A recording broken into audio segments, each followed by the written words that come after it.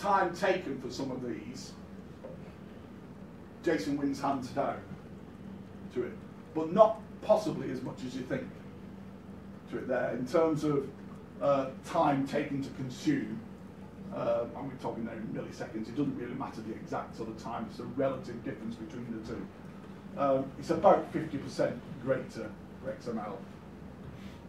So a 50% time penalty you're paying for using XML, which you may be able to live with, maybe not. Depends on, well, you say, well, okay, it's 50% bigger, but what is the actual time taken for it? The difference between a and a,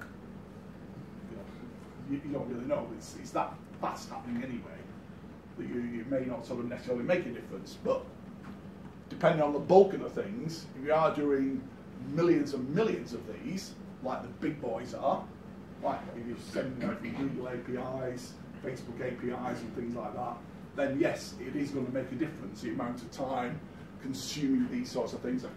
You can go to your boss and say, I can give you a 50% increase in processing time for this, or transmission time. They're going to be pretty interested in sort of getting there. So whilst the actual time may be small, it's 50% still is fairly decent size difference between it. And the bigger the document, the more time taken when resolving your XML, and it just sort of goes up and up for big XML documents, basically, to sort of work on.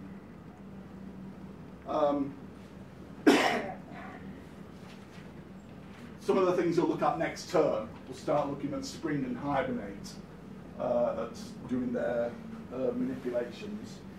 And they still use XML for their things like the configuration, but they'll use JSON for their transmission for it. Now you have a look at these things, and that's one of the key points of what you do next term, some of these application frameworks for it. So yeah, basically concluding. If it's just actual projects, JSON being a lightweight data character, just great. Keep to it if speed, space is your primary consideration for it, particularly in AJAX applications, particularly if you've got JavaScript reading these, which is more sort of geared towards it.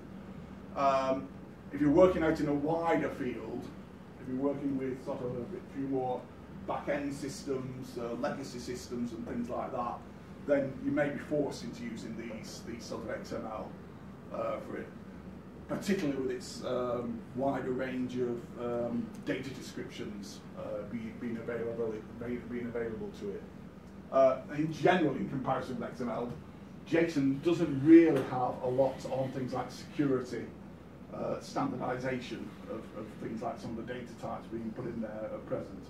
But not every application needs that. You just want to dump the data back to sort of people. It's not always about security for it, whereas XML can describe those things a lot better.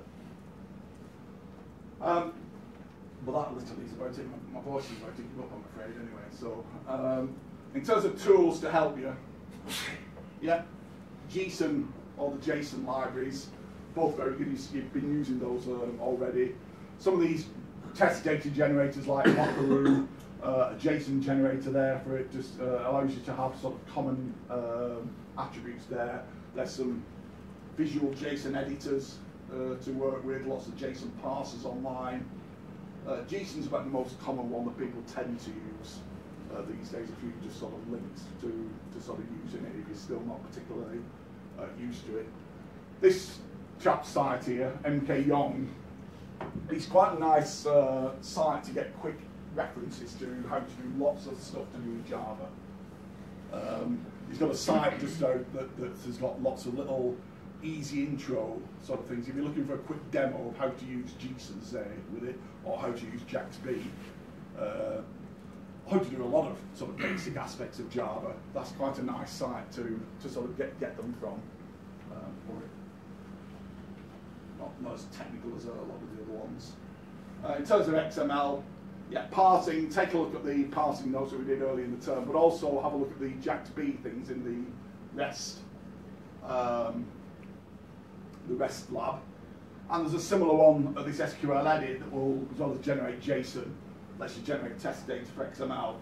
But once you start using that mocker site as well, that's the best one that I've found so far. So again, Jaxby, take a look at the REST ones. It's MK Young, he's got a couple of examples of using Jaxby as well to sort of work with there. So that's about it. Sorry, it's just been a bit fairly sort of quick today. Any help with the assignments, as I say, I'll be here for the next 2 sessions with it. Feel free over the break to be sort of keeping in touch. I'll try and sort of get back to you as soon as possible whenever I sort of get them. Always remember to send me your projects. Yeah. I know I keep saying it, but I keep getting little things like this where somebody says, oh, I'm having trouble and I think it's on this line. They send me one line of code or something, and I need to see it in context. I need to be able to regenerate your problem. So we'll leave it there. If anybody does want to come on over to the guest lecture for IoT, please come on over. As I say, LMT3 over in Jeffrey Mountain if you want to know. Is that from 1 till, is that from 12 till